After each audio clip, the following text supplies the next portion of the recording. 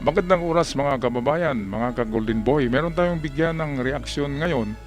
Ito yung nangyayaring Malita Part 2. Part 2 ito ng Malita story na ginawa nitong Mike Defensor daw ang author niyan. Diba? Sino bang nagdala kay Gutesa noon sa Senado? Ay siya rin yung author niyan. 18 ka Marines daw, pero nang kinumpirma ay 4 doon na hindi sundalo. So ibig sabihin, piki kaagad. Di ba? Ngayon, ano bang rason? Bakit lumitaw ito? Dahil pampagulo. Di ba? Ano bang rason? Pampagulo sa kwento. Hindi umobra yung Gutesa kaya dinagdagan nila ng 18. Hay nako, kapag i-cross-examine yan sa Senado, sigurado supalpal na naman yung mga ub-ub na yan. Bakit nagpapagamit? Siyempre, malaki ang bayad. Yan ang katotohanan dyan. Mga ka-Golden Boy, di ba? Ano sa palagay nyo? Kung ikaw ay may isip ka na tao at hindi ka nangangailangan ng pera, di ba? Kahit totoo, bakit pupunta ka doon? Gugulo ang buhay mo. Di ba? Kaya lalo na kapag hindi totoo, ay huwag kayong pumunta o magiging witness sa mga malita-malita na yan. Dahil hindi na gaganda ang buhay mo. Kahit may pera ka pa, ay gugulo ang buhay mo. Hindi ka makakatulog dahil palagi kang tatawagin ng Senado diyan. At isa pa, imbento-imbento lang kasi yan. Naalala nyo yung pagbasa ni Gutesa noon ng apidabit na gawa ni Marcoleta, di ba? Si Marcoleta ang nagdidikta na, uy, anuhin mo, nasa ikalawang pahina, mali ka sa binasa mo. O bakit alam ni Marcoleta? Kasi siya ang gumawa ng script. So itong nangyari na 18 Marines daw, ay sino pa bang may author? Diba kapag may part 2, may chapter 2 ang libro, ang gumawa na author na yan, ay yun pa rin yung gumawa ng chapter 1. Kaya ito na, atin pakinggan ang balita courtesy ng GMA 24 Oras. Sa ibang balita, walang basihan ayon kay Ombudsman Jesus Crispin Remulla ang mga paratang ng 18 nagpakilalang dating military personnel na naging tauhan ng mano ni dating Congressman Zaldico. Ang hamon pa niya, tumestigo na lang sila sa Senado. Nakatutok si JP Soriano. Tinawag ni Ombudsman Jesus Crispin Remulla na canard o isang malisyoso at walang basihan na paratang ang pahayag ng mga sundalo ng sumitit sa Office of the Ombudsman na nag-aakusang hinatira ng mali-malitang pera mula kay dating Congressman Zaldico ang ilang opisyal ng gobyerno. Sinabi yan ni Remulla sa kanyang programa sa radyo, itinanggiri ng Ombudsman na nakipagpulong siya kasama ang Okay, so kahit kung ano-ano lang na paninira, di ba? Sinisira nila ang administrasyon ni PBBM, pati ang ombudsman, tinitira nila nitong mga trolls at itong grupo ng Defensor, kung ano-anong ginagawa ng mga na mga drama, sarsuela.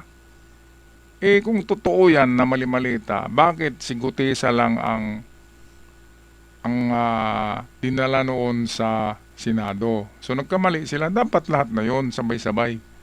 Sino bang maniwala dyan? Si Gutesa biglang naglaho, wala na natakot na si Gutesa na pupunta dyan sa Senado dahil i-cross-examine siya. At kapag nagsinungaling ka, alam talaga ng mag-cross-examine na nagsinungaling ka. Kaya alam yan ni Gutesa na mahirap i-cross-examine ng isang nagsinungaling. Kaya hindi na pumunta dyan si Gutesa. Ang ginawa ng mga author ay kumuha na naman ng bayaran na 18. At 4 dito ay hindi talaga sundalo. Kaya palpak agad Katulad niyan sa nagpirma sa apidabit ni Gutesa noon na forgery. Hindi pala pumirma yung attorney doon Ginamit lang yung pangalan kaya sobra. Grabe. Kung hindi na obra yung malita-malita, ibang naman, ibang gimmick naman. Bakit ibalik-balik pa yung maleta? Palpak nga yung sinakyan na yung sinakyan na nakita yung conduction sticker, taga Davao pala yung sasakyan Iba ka doon sa Davao diniliver yung mali-malita, hindi kay PBBM. Noon kay Saldico ang sabi, diniliver kay Saldico. Ngayon, PBBM na naman diniliver. Ano ba talaga, kuya? Diyan makikita natin kung gaano ka pabago-bago yung kanilang pagsasabi. Di ba sinabi noon, meron daw din kay, sino ba yung pinsan ni, ni PBBM? Kay Romualdez, meron daw kay Martin Romualdez. Ngayon, nawala si Martin sa eksena kasi nag-resign. Kung totoo yan na kay PBBM, dapat noon pa. Sinabi na ni Gutisa na kay PBBM hinatid. Hindi hinatid doon kay Saldico. Hindi rin kay Martin Romualdez. Bakit pabago-bago? Ibig sabihin, sinungaling at manufactured at fake news lang yan. Klarong-klaro. Okay, patuloy tayo. Kanyang bahay sa Bel Air, Makati. Hindi raw ito nangyari. Ang gusto ngayon ni Remulla, tumistigo sa Senado ang 18 sundalo. Kasama sa isinumiting affidavit ang pakikipagtulungan umano ng pamahalaan sa ICC investigators para imbestigahan ang extrajudicial killings ng giyera kontra droga. Itinanggi ng ICC ang paratang na ito. We cooperate with all range of Ayun, so lalong madiin diyan si Digong dahil sa ginawa nila na yan. Lalong madiin si Digong. Pagdating sa trial, iipikto yan Dahil pinaratangan nila na ang ICC ay nagkapag-usap kay Crispin Remulla. Ito, sabi nga nitong negro na hindi sila nagkapag-usap Kaya kapag nagalit ang ICC kay Digong, ay sigurado sa trial. Ay unanimous yan, unanimous decision. Kaya kapag unanimous, ano ba ang kasunod niyan? Verdict. At pagkatapos ng verdict, ay detention na. At saan ba yan dalhin na maximum prison? So yan yung mangyayari, mga kababayan. Dahil kung ano-ano na lang drama-drama nila, tapos si Digong naapektuhan na doon sa sinali pa nilang ICC, sinisiraan nila. Hindi sila nag-iisip na si Digong ay nandun, hawak ng ICC. Tapos tinitira nilang ICC. Ang mangyayari diyan ay talagang one-sided yung trial para kay Digong. Yan ang tingin ko. Okay, balik tayo sa balita ng GMA 24 Oras. but we are very independent. I think that ICC has been provided with resources, resources. Sa gitna nito, sabi ng Iglesia ni Cristo, patuloy silang naghihintay kung paano Kasi tutugunan ng gobyerno ang itong hanay iglesia naman, ano ba malawak to? na katiwalian. Simbahan ba to? O Ngayong lumabas ang political party? Ang relihiyon dapat hindi magkikialam sa gobyerno. Kasi separated state yan sa batas. Grabe na pakisaw-saw ng iglesia, rally-rally, ng rally kontra Marcos, kontra PBBM. At ngayon kung ano-anong mga pahayag, di ba? Dapat kung magdasal kayo sa Diyos at huwag kayong manira ng lalo na presidente ang sinisiraan nyo, ay lagot kayo. Kapag gagantiyan ay malintikan kayo. Mabuti pa ay wag nang magsalita, 'di ba? Kasi si Marcolita iglesia Kaya yan ang nangyari. Pati ang iglesia nakaladkad na. Kayong mga iglesia ni Cristo diyan, 'di ba? Alam nyo, ginagamit na kayo sa politiko Yung leader nyo ay nagkapera dahil sa eleksyon. Yun ang binibigyan. Pero kayo, hindi kayo binibigyan Tapos, bumoto kayo. Kung ano man ang gusto, sino man ang gusto ng inyong leader, binuboto nyo. Black voting kayo Ibig sabihin, kung anong i-endorse ng leader nyo, yun ibuboto nyo. Scam yan kung ganyan. Dapat bawat tao, iba-iba ang isip. Hindi tayo pareho ng gusto, di ba? Anong kulay ang gusto mo? Hindi ko yan gusto na kulay. Anong pagkain ang gusto mo? Hindi ko rin yan gusto. Magkaiba tayo ng opinion.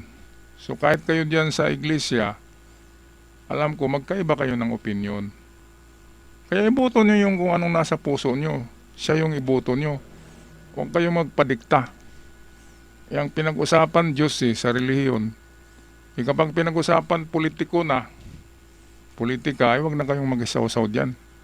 Sundin nyo lang ang inyong sa loobin, mga kapatid diyan sa iglesia. Okay, tapusin na natin ang balitang to. Nila ang mga dating sundalo na umaming naghatid ng mga maleta ng pera. Nila ang mga dating sundalo na umaming naghatid ng mga maleta ng pera. Bakit tila wala pa umanong malinaw na hakbang para palawakin at tapusin ang investigasyon? Dagdag ng INC, anong ebidensya ang hinihintay upang Ano bang seryosohin ebidensya? Kung kunin susundan ang yan, mastermind papunta sa yan kriminalidad? kay Mike Defensor at saka kay Marcolita. Doon papunta yan kung sino ang nag-ano ng mga ano na yan. 18 kasundalo, sinong nag-recruit para mag-witness, di ba? Kung ikay sundalo, guguluhin mo ba ang buhay mo? Pupunta ka ba ng Senado para gugulo? Hindi ka makakatulog, baka ikaw pa yung makulong Gusto niyo bang gugulo ang buhay niyo? Bakit mag-witness kayo gawa-gawa lang naman yung kwento na yan. Hindi niyo alam kung kaninong bahay yung pinuntahan niyo Bahay ni Saldico yon, klaro yon. Kaya nga lumaya si Saldico Dahil siya talaga yung hinatiran. Tapos galing kay Saldico, ito yung kwento ni Gutisa, galing kay Saldico, ay dinala na naman ni Saldico doon kay Martin. At galing kay Martin ay dinala na naman daw papunta kay PBBM. Bakit noon hindi nila na-mention na si PBBM ay nabigyan? Bakit ngayon lang? Dahil paninirang puri lamang. Alright, anong masasabi niyo dito mga kababayan, mga ka-Golden Boy? Paki-comment sa ating comment section. At sa ating mga bagong bisita, huwag kalimutan mag-subscribe.